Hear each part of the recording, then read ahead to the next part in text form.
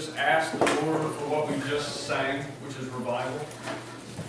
¿Hay alguien que quiere pedir a Dios por lo que acabamos de cantar, que es avivamiento? Anybody just pray for that this morning?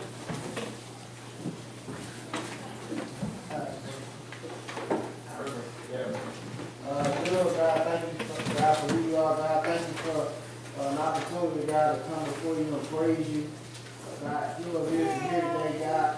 And, God, I pray that you press it upon our heart, God, how important it is about the kingdom, God, and doing your will in our lives, God. Help us to do your will, God, and set a fire in us, oh God. Stir up the gift that's in us, God, and start revival. God, that as your word goes forward, God, that you will reach the sick, the suffering, the lost, God, in this community, God, and around this community, God, in our city, and oh God, in our nation, God. So I just pray that your perfect will be done today, God. And God, bless Pastor Bill, God, as you bring forth your word. God, let our faith be in your spirit power. Love your name. In Jesus' name, I pray. Amen. Anybody else? Anybody else? Just pray. ¿Algún otro que quiere orar por avivamiento? Que Dios haga lo que no podemos hacer. Anybody else just want to pray?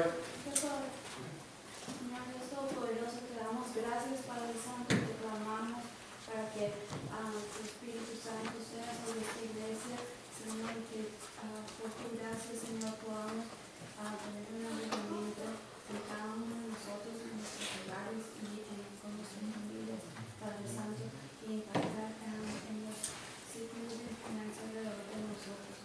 Pido, Señor, para tu honra y tu gloria, para que el reino de los cielos sea así en tu nosotros. Amén. Amen. Anybody else? Ask the Lord. Anybody else want to pray this morning? ¿Algún otro que quiere orar y pedir avivamiento del Señor?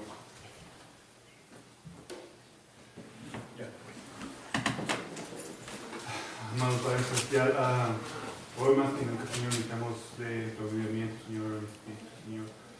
Tú le dijiste a la samaritana que iba a llegar el día en que vamos a adorar en espíritu, en verdad, Señor. Te pedimos que esto comience de hoy, Señor, que todos estemos conectados al unísono contigo, Señor, con tu Espíritu Santo, Señor, que tu Espíritu Santo fluya en esta iglesia, Señor, para poder amarnos unos a los otros, Señor, para poder comunicar tu evangelio, Señor, y para poder ser hijos tuyos, Señor. Y, Señor, solo queremos que tú traigas cambio en nuestro corazón, Señor, que cambie nuestro corazón de piedra por uno de carne, Señor, para poder entender todas las cosas que tú tienes para nosotros, Señor. Todas esas promesas hermosas, Señor. Señor, perdónanos por nuestras agresiones, Señor, y, Señor, ayúdanos a amarnos, Señor. Señor, gracias por mandar a tu Hijo a morir por nosotros en esta tierra, Señor. Gracias, Padre. Glorifícate, Jesucristo, en el nombre de Cristo. Amén. Somebody else? Would you ask God for His presence today? Somebody just cry out to God for His presence. Alguien que clama a Dios por su presencia hoy.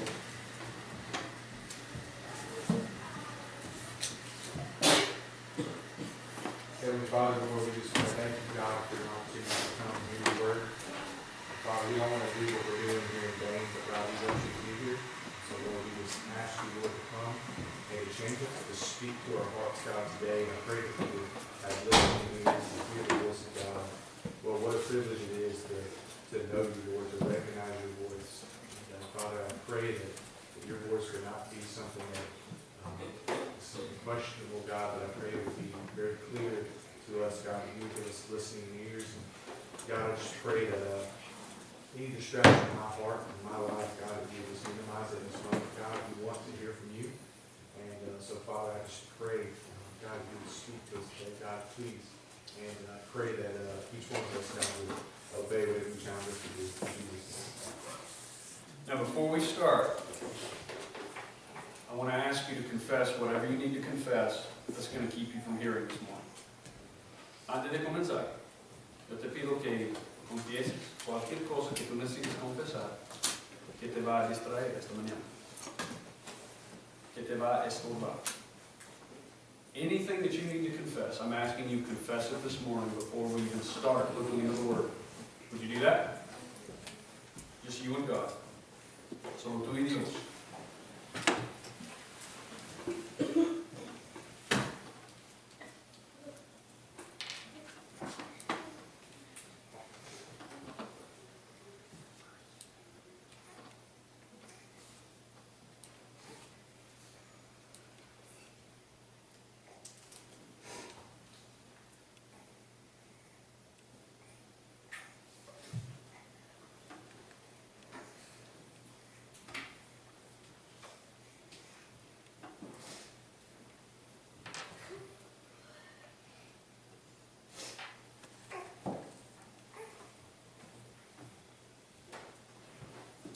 We plead with you today for your presence. You said in John 15 that we are nothing without you, and that we can do nothing. And God, if you are not here, then the entire reason for our gathering is in vain. God, I ask you, would you be here to move and crash and break and mold us by your word, that we would have listening ears today. The sweet Spirit of God, we ask that you would begin to take control and that you would begin to move in our hearts to soothe those places that are hurt and to break those places that are hardened and to wash over us with all that you are until we walk in the power of the Spirit. God, that's what we desire this morning. We don't desire to leave here just like we came. We desire to leave here in the power and in the anointing of the Spirit. So we ask that you would now do that in here, and we trust that you will. Padre, estamos clamando a ti porque sabemos que a través de Jesucristo tú pones atención a nosotros cuando clamamos. Y necesitamos más que todo hoy la presencia del Espíritu Santo para convencernos, para sanarnos, para guiarnos, para llenarnos con el poder, para que podamos testificar al Evangelio de Dios. No queremos salir como hemos entrado.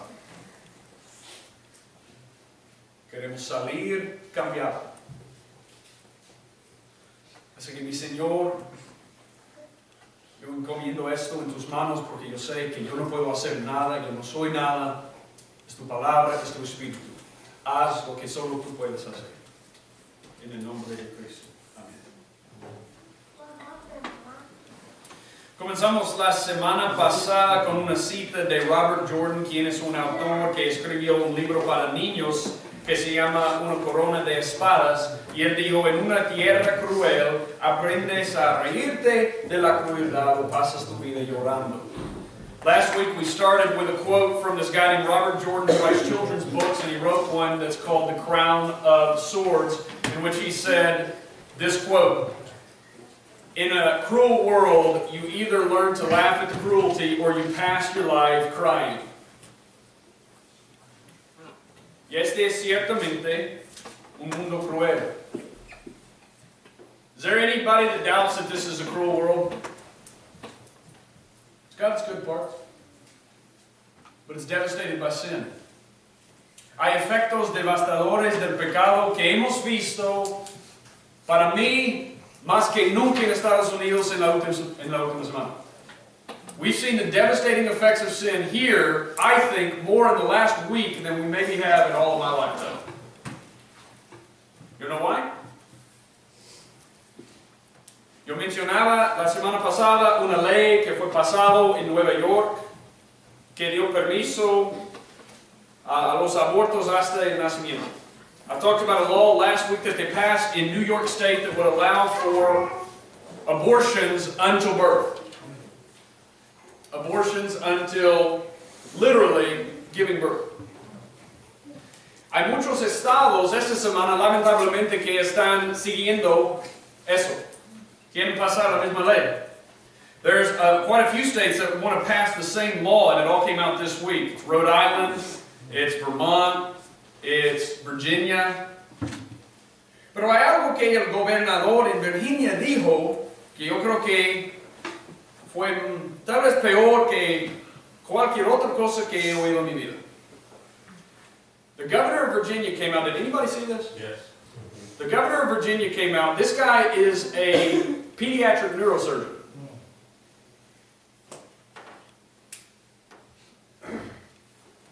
En Virginia ellos quieren pasar la misma ley para los abortos hasta el nacimiento, pero él quiere agregar una parte.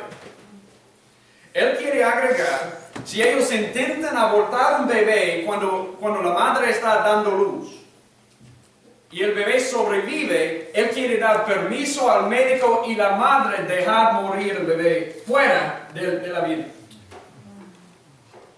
The governor of Virginia, again, who is a pediatric neurosurgeon, said, I also want to pass the law that would allow abortions until birth, but I want to add a part. The part that I want to add is if a mother is giving birth and they abort the baby and the baby survives, we want to allow the mother the right to say, let the baby die outside of her body, while a doctor stands there and watches him die.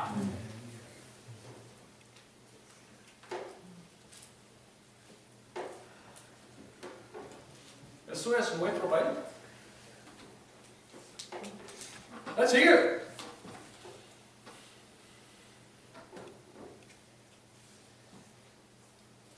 Y la pregunta que hicimos la semana pasada es, ¿cómo enfrentamos como cristianos un mundo así?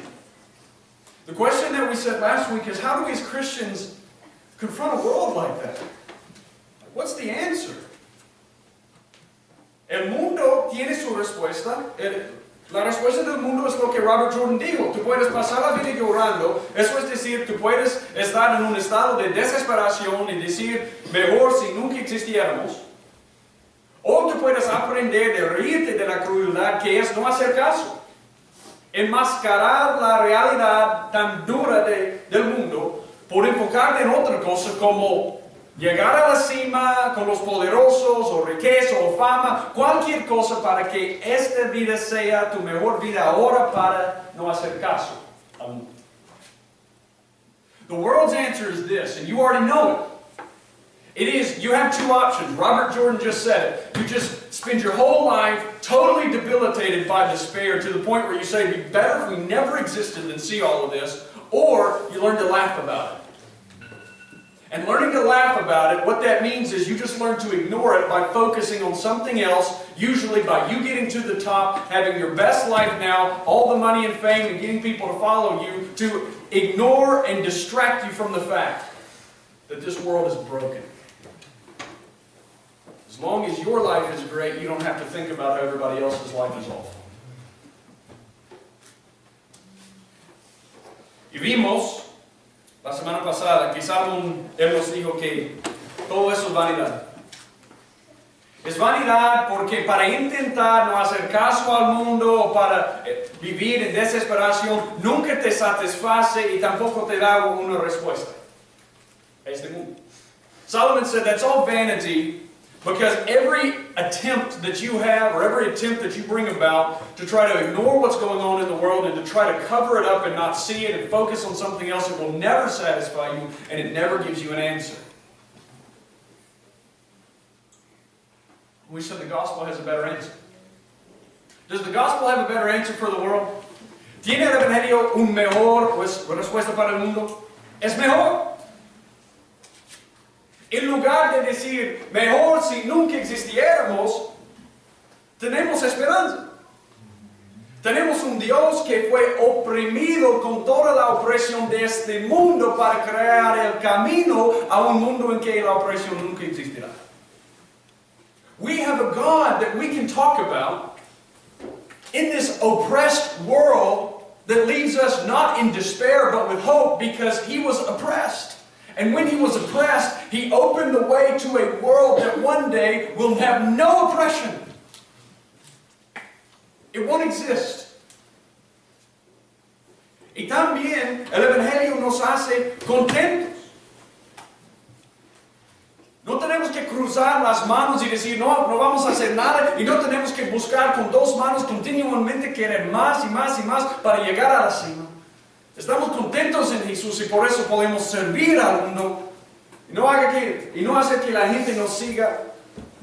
Podemos humillarnos, servir al mundo y Dios nos va a exaltar en su debido tiempo. We don't have to be like the people who say, just cross your arms and do nothing. And we also don't have to be like the people who say, you better get it all right now and get to the top so that you don't become oppressed. We're so content with what we have in Jesus that we can serve the world. And as we're serving the world, we don't say, hey, come follow me. We say there's a God you can follow, and God says, if you humble yourself, I'll exalt you. I'll exalt you. That's why 1 Peter 5:6 says this. 1 Pedro 5:6 dice, humillaos pues bajo la poderosa mano de Dios para que Él os exalte a su debido tiempo. Esto es la respuesta que podemos mostrar al mundo. The answer we as Christians can give to the world is this. Peter says, humble yourselves under God's mighty hand and He'll exalt you. Let God exalt you. You serve the world.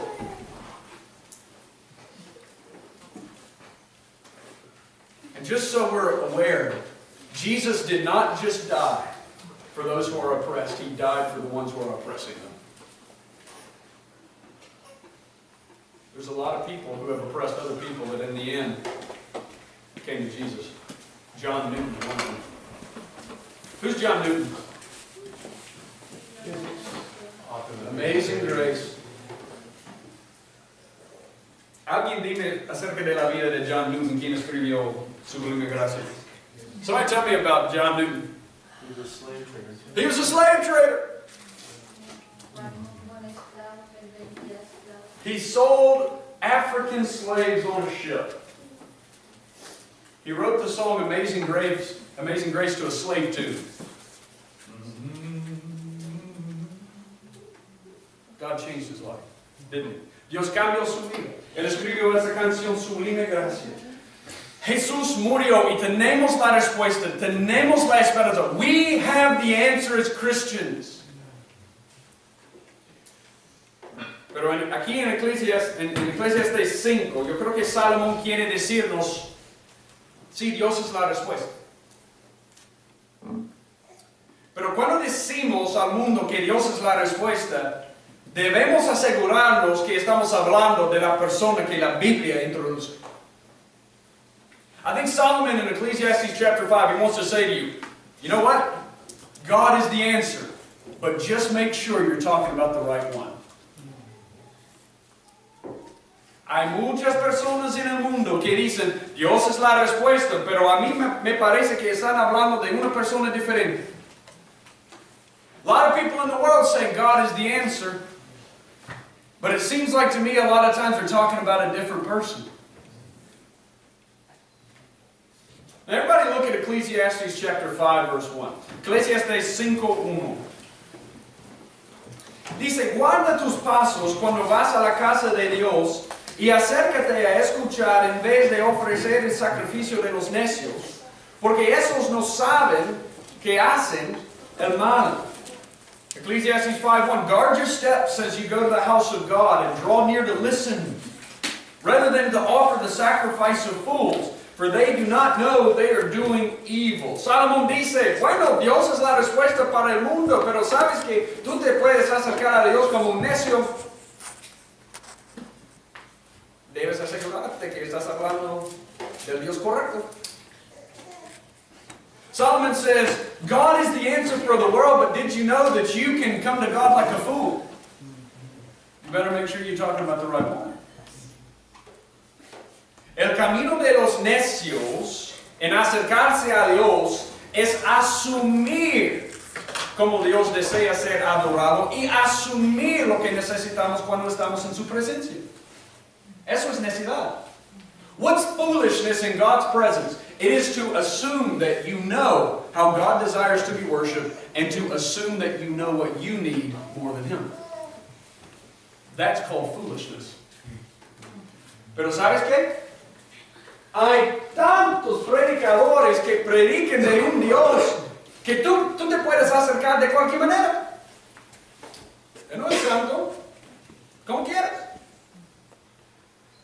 Dios te ama. Eso significa que Él no quiere castigarte, Él no es santo, Él no quiere tratar con pecado. Como quieras. There's so many preachers today that talk about God lightly. They talk about Him as if you can approach Him just any way that you want. Don't they? He's not holy. And He loves, which means He has nothing to do with punishing sin. So you just go to Him any old way you want. Is that true or false? False.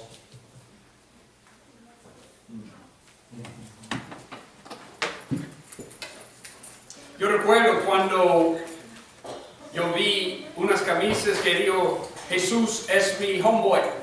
But I remember the t-shirt that said, Jesus is my homeboy. Oh, yeah. Jesus is my homeboy.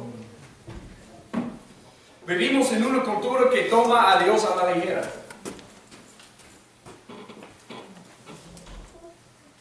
Tenemos predicadores que hablan de Él como si Él fuera una broma. Ellos disminuyen su grandeza. We have a culture that takes God lightly, that talks about Him as if He was a joke, and they diminish His greatness. But I wonder if that's what you find in the Bible. Me pregunto si eso es lo que encuentras en la Biblia. Un predicador que habla de Dios como si tú puedes acercarte a Él como quieras, no ha leído Levíticos 10. A preacher who says to you, hey, you can approach God any way you want to, must not have read Leviticus 10. Anybody remember the story of Aaron's sons? ¿Quién recuerda la historia de los hijos de Aarón? Levíticos 10, 1 a 2, déjame leer. Nadab y Abiú, hijos de Aarón, tomaron sus respectivos incensarios y después de poner fuego en ellos y echar incienso sobre él, ofrecieron delante del Señor fuego extraño que Él no les había ordenado. Y de la presencia del Señor salió fuego que los consumió y murieron delante del Señor. What happened to Aaron's sons, Nadab and Abihu? They brought strange fire before the Lord, which He had not commanded them. And fire came out from the presence of the Lord and consumed them. And they died before the Lord. You don't come to God any way you want to. Sin duda recordamos la grave lección que Uzzah aprendió. Surely we remember the great lesson of Uzzah. Anybody remember the story of Uzzah? No? Mira conmigo 2 de Samuel 6. You need to see this. 2 Samuel 6. 2 Samuel 6, 6 to 7. You really do need to see this. This is a really important story. Help you understand the character of God. Ellos estaban regresando con el arca del pacto y los bueyes casi lo volcaron y Uzzah extendió la mano para sostener el arca y ¿qué pasó? Él murió inmediatamente. Uzzah, they're bringing the cart back and the thing starts to stumble around because the donkeys that are leading the cart start kind of moving like this and the thing starts to fall off and he extends his hand to catch it and what happens when he touches it? Dead. Why'd that happen? There's one preacher that said this. Hay un predicador comentando sobre este pasaje que dijo, Uzzah presumió que sus manos estaban más limpias que la tierra. Dios dijo que no. One preacher said, Uzzah presumed that his hands were cleaner than the dirt. And God said no. Sin duda recordamos la grave lección de Ananías y Zafira cuando ellos vinieron. Surely we remember the great lesson of Acts chapter 5. Everybody go with me to Acts chapter 5. Mira Hechos 5.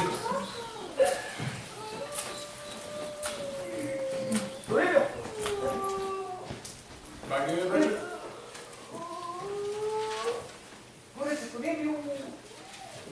Mira Hechos 5. Hechos 5, 4.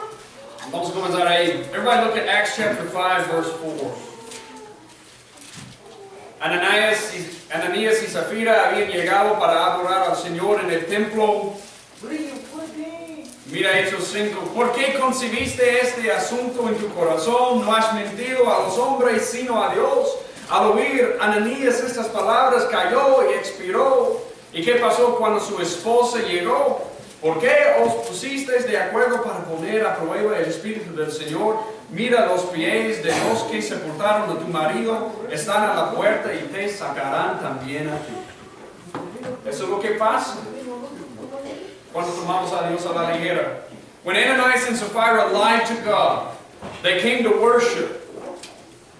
And you remember what happened. Peter says to Ananias first, he says, why is it that you have conceived this deed in your heart? You have not lied to men but to God. And as he heard these words, Ananias fell down and breathed his last. And then Peter says to his wife, verse 9, when she comes in, why have you agreed together to put the Spirit of the Lord to the test? Behold, the feet of those who have buried your husband are at the door, and they will carry you out as well. Does that sound like a God that you can approach however you want? Eso suena como un Dios que tú te puedes acercar de cualquier manera. He's holy. Y como C.S. Lewis dijo en las crónicas de Narnia, él dijo, Dios no es un león domesticado. C.S. Lewis said, if you remember this, he expressed this when he talked about Aslan in the Chronicles of Narnia. He said, God is no tame lion. Ayer fuimos al zoológico con todos los niños. Estábamos ahí mirando a los leones. So yesterday we went to the zoo. You've been to the Memphis Zoo, right? You know where the lions are? They're like right there at the corner. We were there standing around them. Of course, Caleb is like, oh, this is good. Imagínate si estuvieras afuera de un parque donde hay un entrenador dentro y él está jugando, abrazando el león, ¿sí? Entrenando. I want you to imagine that you're outside this lion cage. And you see the trainer come in, and the trainer goes over and he can hug the lion, he can play with the lion, right? He's training the lion. And he says, all right, who wants to come in? And he said, ¿quién quiere entrar? And Alejandro says, I'll come. Alejandro dijo que sí. Yo voy. Y el entrenador dice, ok, está bien, pero si tú te vas a acercar a ese león, tú tienes que hacerlo como yo te voy a instruir. Lentamente. No lo mires en sus ojos. ¿Sí? Si haces eso, tú te puedes llegar para abrazar y jugar con él, está bien. If he says to Alejandro, he says, you know what? You come near, it's no problem. You just got to do it however I tell you to do it. So don't go fast. Walk slowly. Don't look the lion in the eyes. Look up. Look to your side. And when you get here, I'll help you hug the lion. Okay? Now, what's going to happen if Alejandro goes, ¿qué va a pasar? Si él hace eso, ese león le va a comer. Okay? No more Alejandro. He doesn't need crutches anymore. Alright? Salomón aquí, en este pasaje, es como el entrenador. Y él dice, yo te voy a enseñar cómo acercarte a Dios. Y si me obedeces, si obedeces su palabra, tú puedes abrazar a Dios, tú puedes jugar con Él, Él te va a proteger.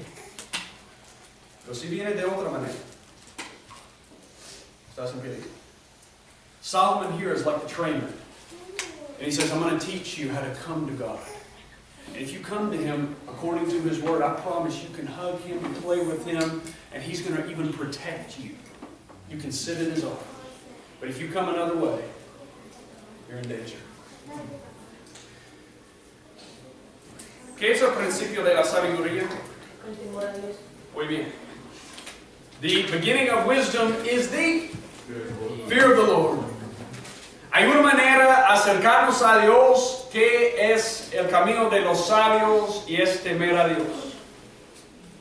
Y hay otro camino que es el camino de los necios. There's a way to approach God in wisdom, and it's called fear God. Look at Ecclesiastes 5:7. Mira Ecclesiastes 5:7. Porque en los muchos sueños y en las muchas palabras hay vanidades, tú sin embargo teme a Dios. Ecclesiastes 5:7, for in many dreams and in many words there is emptiness, rather fear God. Fear God. La primera forma en que vemos que podemos o debemos temer a Dios en la adoración es no asumir sino escuchar. The first way, I just want you to get this. Now listen closely. The first way to fear God when you worship is listen. Don't assume. Escuchar. No asumir. Listen. Don't assume. Look at Ecclesiastes 5:1. Ecclesiastes 5:1 de nuevo. Guarda tus pasos cuando vas a la casa de Dios y acércate a escuchar en vez de ofrecer el sacrificio de los necios, porque estos no saben que hacen el mal. Ecclesiastes 5:1. Listen. Guard your steps as you go to the house of God and draw near to listen, rather than to offer the sacrifice of fools, for they do not know they are doing evil. Mira. Es mejor llegar en la presencia de Dios para escuchar a sus instrucciones que dar un sacrificio que Él nunca ha deseado. I want to say this very clearly. It is better to get into God's presence and listen to His instruction than to offer Him something He has never wanted. Hay mucha gente que dice, bueno, si alguien es sincero pero equivocado, Dios todavía acepta. Y yo quiero decir que no. Many people say, as long as you're sincere, even if you're wrong, God still accepts that. And I want to tell you, that is not biblical. If you want to see this, go to 1 Samuel 15. You might remember the story of Saul. ¿Quién recuerda la historia de Saúl? 1 Samuel 15, 22. Dios le había dado un mandamiento a Saúl. Yo quiero que tú vayas para destruir las amalecitas. Eliminarlos. Hombres, mujeres, todos animales. God comes to Saul, He says, I want you to go to the Amalekites. Their sin has risen to the top. I can't take it anymore. Wipe them out. Hard verse to read. Wipe out every man, woman, child, and animal. Wipe them out.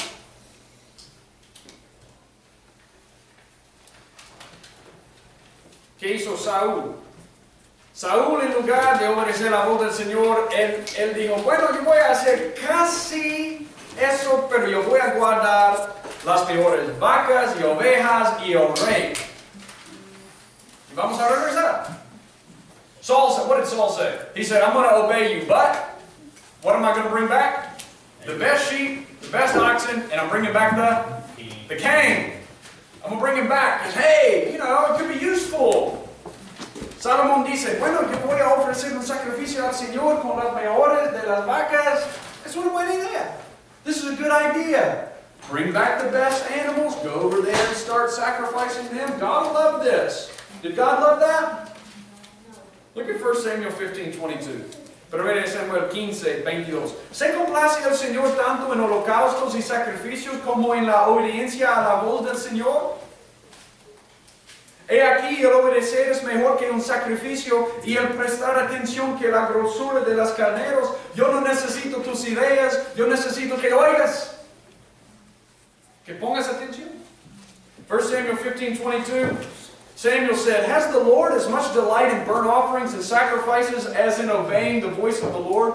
Behold, to obey is better than sacrifice, and to heed than the fat of rams. He's not looking for ideas. He's saying, I want you to listen. Don't bring me something I didn't ask for. I don't need your help.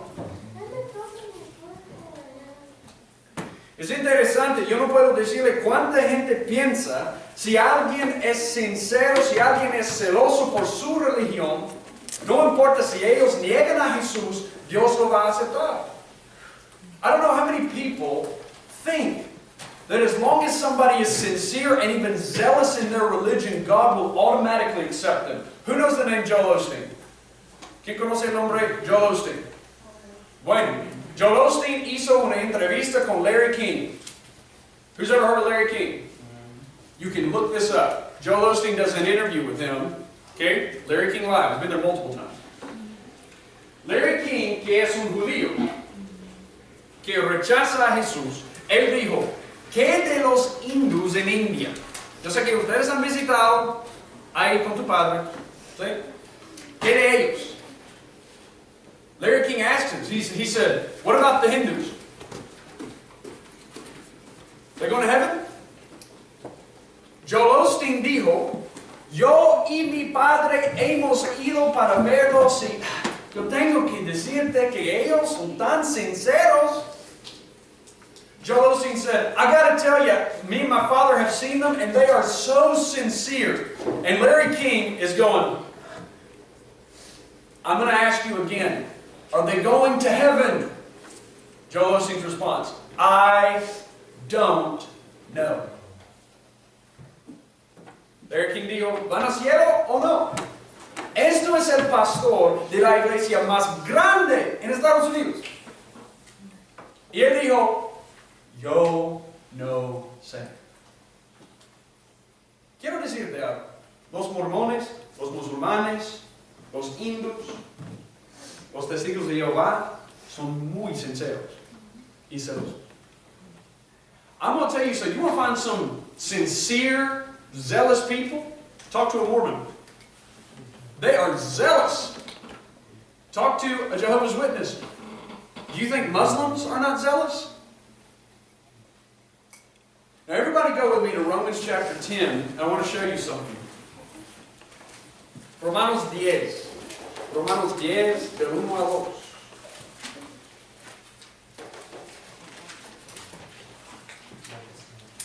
Romans 10, 1 to 2. Romanos 10, del 1 al 2. Yo quiero que tú veas lo que Pablo dijo acerca de las israelitas. This is what Paul said about his Jewish kinsmen. Listen, hermanos, el deseo de mi corazón y mi oración a Dios por ellos es para su salvación, porque yo testifico a su favor de que tienen celo de Dios, pero no conforme a un pleno conocimiento. Oh, ellos tienen celo, pero ser sincero no es suficiente. Paul says about the Jewish people in Romans 10, he says, brethren, my heart's desire and prayer to God is for their salvation. Watch what he testifies about them. I testify that they have a zeal for God, but not in accordance with knowledge. Being zealous is not enough if you don't know the truth. God's not going to say, great job giving 110 to false doctrine.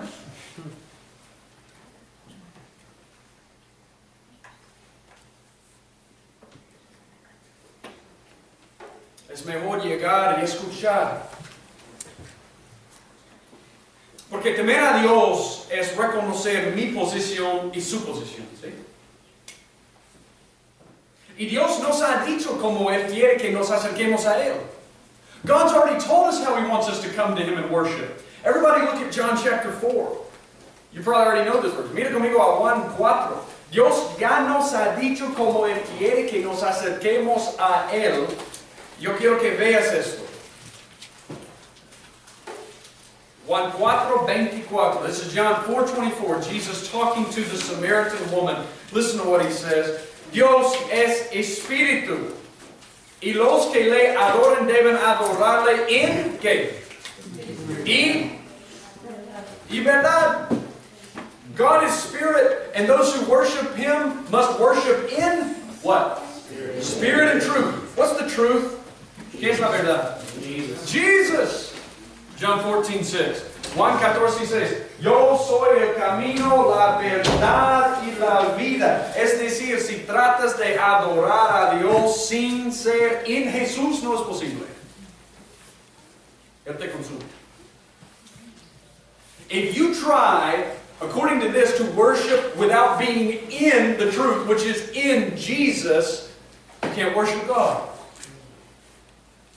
Has it ever hit you that there is one way to not be consumed in the presence of God? And it is going in Jesus. That's the only way not to be consumed. Our God is a consuming fire. Pero Él dice también que debemos adorar en el Espíritu. He says you should worship in the Spirit. Yo creo que lo que eso significa es que cuando el Espíritu Santo me hace vivir en el nuevo nacimiento, Él me conecta con Dios que es el Espíritu. I think what this means when he says worship in the Spirit is this: when the Spirit of God makes my spirit live in the new birth, and Jesus gives me His Spirit, He connects me with God who is Spirit, and for the first time I can worship. Now if you try to go to God any other way, you'll be consumed. El único camino para acercarnos a Dios es a través de Jesús. Y si queremos seguir en el camino de los sabios, vamos a escuchar su voz primero y luego acercarnos. If you want to listen to the way of the wise, and He says, come to me, listen to what I told you first. You don't come to me any way you want to. You come to me in the way I made. Everybody look at Ecclesiastes 5:2. Ecclesiastes 5:2, por favor.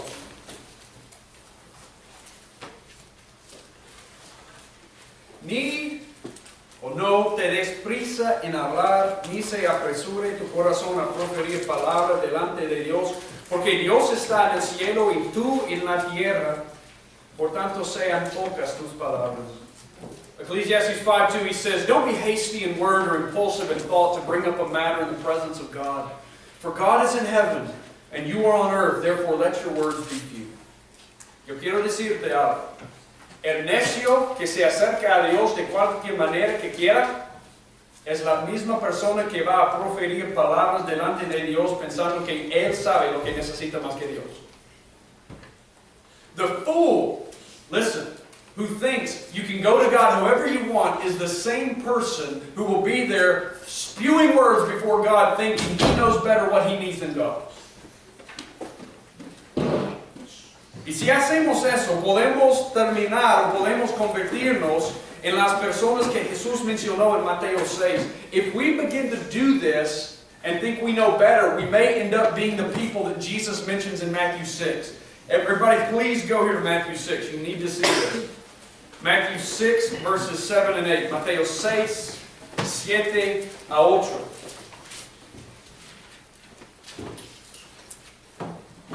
Mateo 6, 7 a 8. Matthew 6, 7 to 8. Listen to this. Y al orar, no uséis repeticiones sin sentido como los gentiles, porque ellos se imaginan que serán oídos por su palabrería. Por tanto, no os hagáis semejantes a ellos, porque vuestro Padre sabe lo que necesitáis antes que vosotros le pidáis. Listen, Matthew 6, 7, 8. When you're praying, don't use meaningless repetition as the Gentiles do, for they suppose that they will be heard for their many words. Don't be like them, for your Father knows what you need before you ask Him. Acercarnos a Dios como un sabio es que tememos a Él y decimos, Él sabe mejor que yo lo que yo necesito, así que yo necesito escuchar a Él primero. Y Él me va a orientar en las cosas que yo debo pedir. To fear God means that you come to God and you say, you know better than I do what I need. So let me listen to your will, and when I listen to your will, I'll start asking for things that I need that you know I need, that I don't know I need. Which is why Jesus taught you to pray how? ¿Cómo nos enseñó a orar Jesús? Él nos enseñó a orar de esta manera. Padre nuestro que estás en los cielos, santificado sea tu nombre, venga tu reino, hágase tu voluntad así en la tierra como en el cielo. How did Jesus teach you to pray? Our Father who is in heaven, hallowed be what? Your name. Your kingdom come, your what? Your will be done.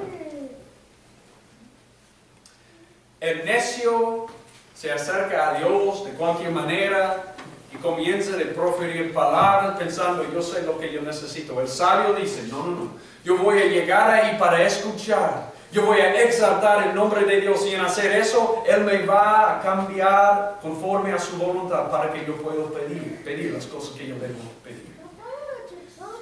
The wise man comes to God and he says, you know what? I don't know what I need to ask for. Do you do this when you pray? You should do this when you pray. I don't know what I need to ask for right now. Would you help me to know your will? would you orient me? I want to exalt your name. That's what I want. I want to exalt you. And as I'm exalting you, I want you to change me. And I want you to tell me what I should ask for before I just start spewing words in your presence. You ever do that? I'm not saying you can't talk to God like a friend. You ought to talk to God like a friend. But talk to God like a friend about the things that He knows you need. Not what you think. I need this. God says, no, you don't. That ever happen?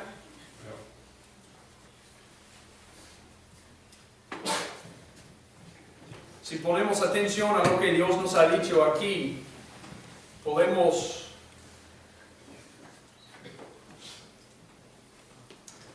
citar y confesar la promesa de Hebreos 4:16 que dice: por tanto, acerquémonos con confianza al trono de la gracia para que recibamos misericordia y hallemos gracia para la ayuda oportuna.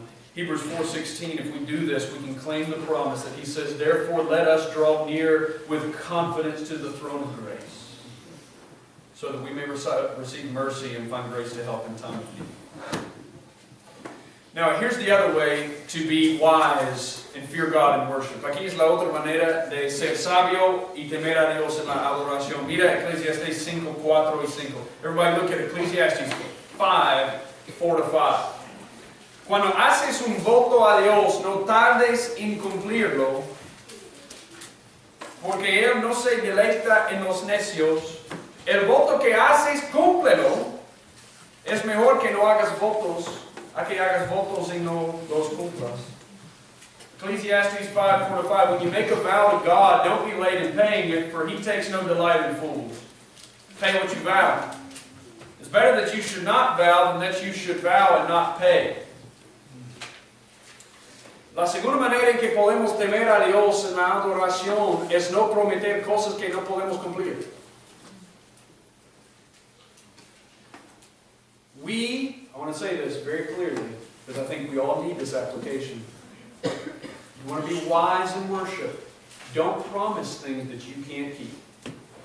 Don't do it to God, and don't do it to somebody else. Don't say things that you're going to do and not do them.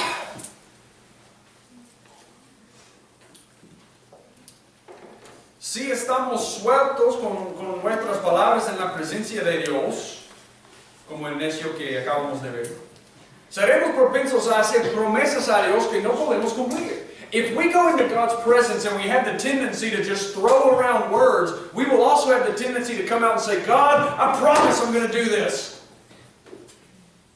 and not be able to do it. Now, I'm not going to ask you to raise your hand, but I bet that's happened to almost everybody in this room. You say, or you do this. You make a deal with God. God doesn't make deals this way. But if you do this, I'll do this.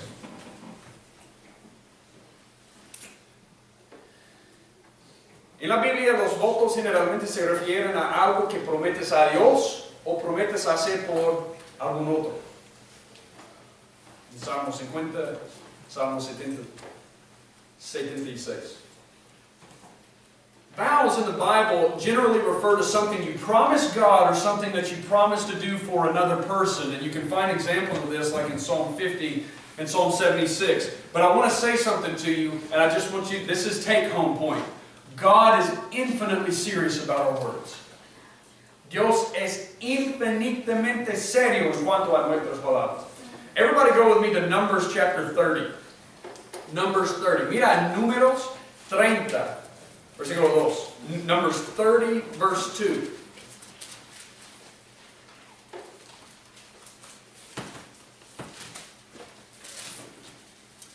Si un hombre hace un voto al Señor o hace un juramento para imponerse una obligación, mire esto, no faltará a su palabra, hará conforme a todo lo que salga de su boca. Numbers 30, verse 2. If a man makes a vow to the Lord, or takes an oath to bind himself with a binding obligation, he shall not violate his word. He shall do according to all that proceeds out of his mouth. Everything. Dios dice, ¿sabe lo que yo exijo? Yo exijo que ustedes cumplan con cualquier cosa que salga de tu boca. God says, I demand that you keep what you say, and it's not just part of it, it's everything that flies out of your mouth. This should make us a little bit more careful with our language. Now, if I were to ask you, I just want to ask you, if you remember this, what is the greatest example of a dumb vow in the Bible? ¿Qué es el mejor ejemplo de un vow, de un necio, un voto de un necio en la Biblia? El mejor ejemplo. Jephthah. Jephthah. Does anybody remember Jephthah's vow? Okay, who's Jephthah? Good. We're learning all about the Old Testament today. This is good. Everybody go to Judges chapter 11. Jueces 11. Tú tienes que ver esto. This is by far the dumbest vow ever recorded in the Bible. Bar none. I just don't think you can surpass this. Jephthah. Jueces 11:30. Everybody look at Judges 11 and we're going to start in verse 30. Jephthah hizo un voto al Señor y dijo, si en verdad entregas en mis manos a los hijos de Amón, sucederá que cualquiera que salga de las puertas de mi casa a recibirme, cuando yo vuelva en paz de los hijos de Amón, será del Señor, o lo ofreceré como holocausto. Jephthah says, if you will indeed give the sons of Ammon into my hand, God, then it shall be that whatever comes out of the doors of my house to meet me when I return in peace from the sons of Ammon, it shall be the Lord's, and I will offer it up as a burnt offering. What was the first thing that came out of his house? His daughter. ¿Quién salió? Su hija. Mira lo que él dice aquí en 35.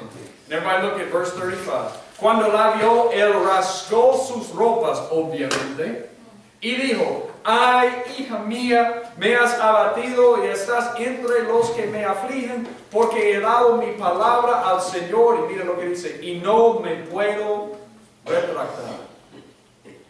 Verse 35, when he saw her, he tore his clothes and said, alas, my daughter, you have brought me very low, and you are among those who trouble me. For I have given my word to the Lord. And look what he says, I cannot take it back. Bueno, hay unos que han debatido si realmente Jephthah sacrificó a su hija. Yo creo que hay razón por creer que lo hizo.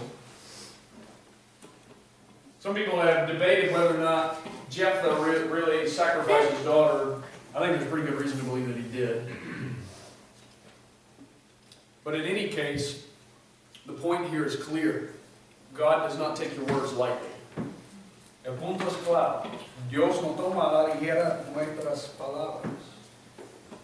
Para decir algo a Dios o otra persona que vamos a hacer y luego romper esa promesa y no cumplir con las palabras, eso es pecado. To tell somebody or to tell God you're going to do something and to not fulfill your words is sin. Look at Ecclesiastes 5:6. Go back to Ecclesiastes. Ecclesiastes 5:6.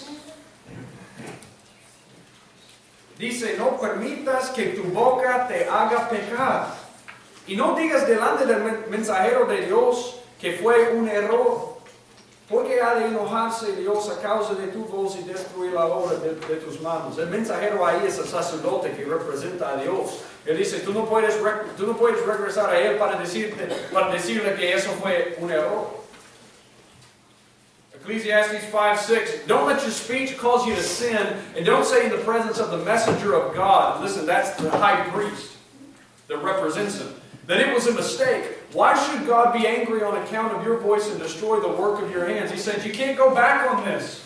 If you tell me through somebody else, or you say to somebody, you're going to do something for them or for me, you can't go back and say it was wrong. That's how serious your words are. Dios toma tan seriamente nuestras palabras. Él dice, tú no puedes regresar a alguien cuando tú has hecho una promesa y decir, oh, eso fue un error. Now, I do want you to see this. I won't tell you to go anywhere else, but I want you to see Matthew chapter 12, verse 36. Mira Mateo 12:36. Yo no te voy a enviar a otro verso, pero yo quiero que veas esto, porque Jesús puso La misma énfasis en nuestras palabras. Jesus put the same emphasis on your words. I just want to make sure you're hearing this part. Mateo 12:36. Yo os digo que de toda palabra vana que hablen los hombres, darán cuenta de ella en el día de juicio. I tell you, every careless word that people speak, they shall give an accounting for it in the day of judgment. Now, I just want you to think about all your words. Yo quiero que pienses en todas sus palabras.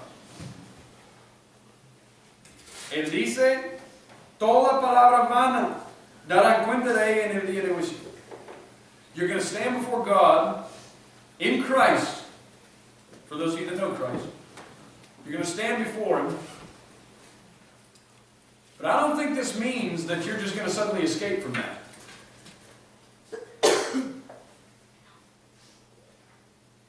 This is because He's talking here, at least in front of His disciples.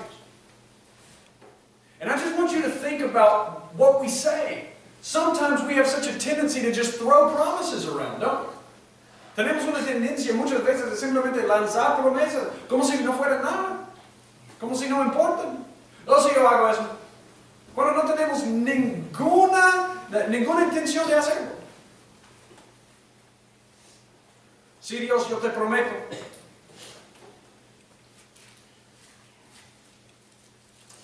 This is so serious for God because God never breaks a promise. What would your life be like if God broke His promises? ¿Cómo sería tu vida si Dios rompiera sus promesas? Si Dios no cumpliera con sus promesas. Esto es tan serio a Él porque Dios nunca falla en su palabra. Y Él dice, si ustedes me representen, yo no quiero que ustedes hagan lo contrario. Es mi carácter siempre ser fiel, siempre cumplir con mis palabras. Y yo no quiero que los que me representen hagan lo otro. It's God's character to always keep His word. And He said, if you're going to represent me, I don't want people that are just out there doing the exact opposite. Don't go there, but you just listen to Numbers 23:19. No tienes que ir ahí. Puedes escuchar Números 23:19. Dios no es hombre para que mienta. No hijo de hombre para que se arrepienta. ¿Lo ha dicho Él y no lo hará? ¿Ha hablado y no lo cumplirá? God says to His people, God is not a man that He should lie, nor a son of man that He should repent. Has He said, and will He not do it? Or has He spoken, and will He not make it good? This is about God. And if we represent God, then our words mean something. So instead of making a vow, what if we lived with such character that when we said something, it was true? Let me ask you something. When you say to somebody, I'll be there, or I'll do it, do they believe you? Because your life has character? Or do you have to say, I promise, I promise, I promise, I promise I'm going to be there? Or are you a person enough of character that when you say something, your words mean something? Tenemos el carácter de una persona que cuando simplemente damos las palabras que vamos a hacer algo, la gente nos cree.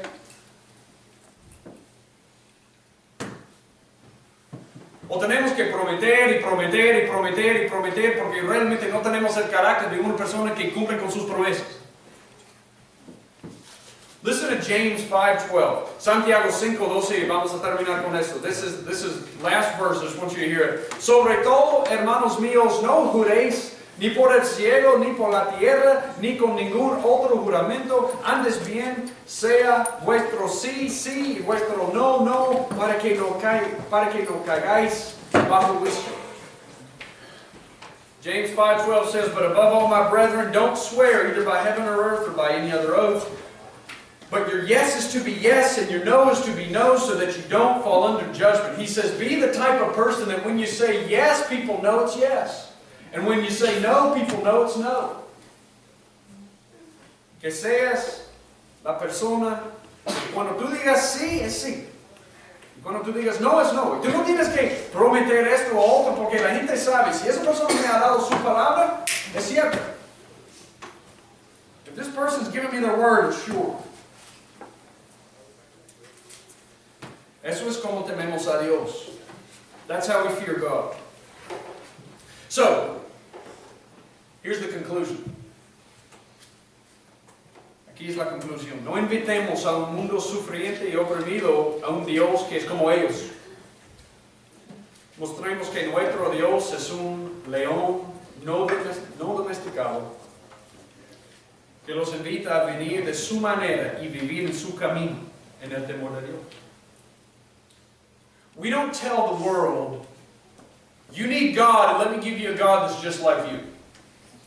We tell the world, you need God, and God has invited you to come in His way and in His path, and to live in the fear of God. And if you do, you're welcome. If you do, you're welcome to come. But let's give them the real God.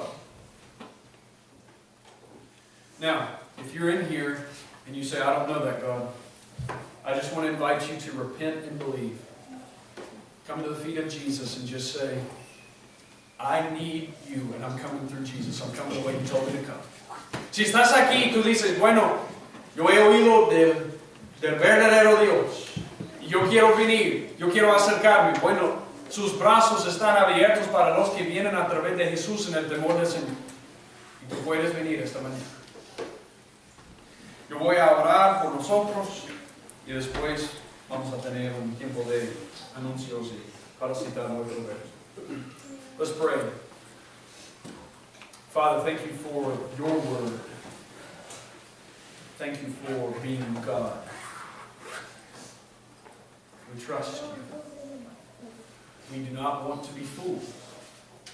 We want to approach you the way that you have told us to approach you, and we want to live in the fear of God.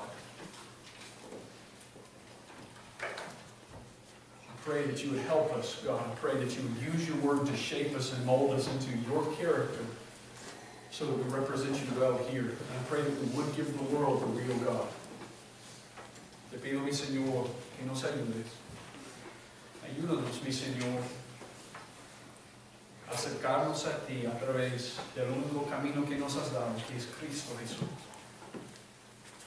Y vivir en el temor del Señor, sabiendo que tú sabes mejor que nosotros lo que necesitamos y que nuestras palabras importan. Ayúdanos a representarte bien aquí en la tierra. Y Señor, yo te pido por tu ayuda para dar a este mundo, mi Señor, la respuesta que tanto necesita, que es Dios, pero Dios, el Dios de la Biblia. Ayúdanos como iglesia a hacer eso. Y si hay alguien aquí que no tiene a Cristo, por favor, abre sus ojos para ver. Atráelos, mi Señor, de la manera que solo tú puedes. En el nombre de Cristo.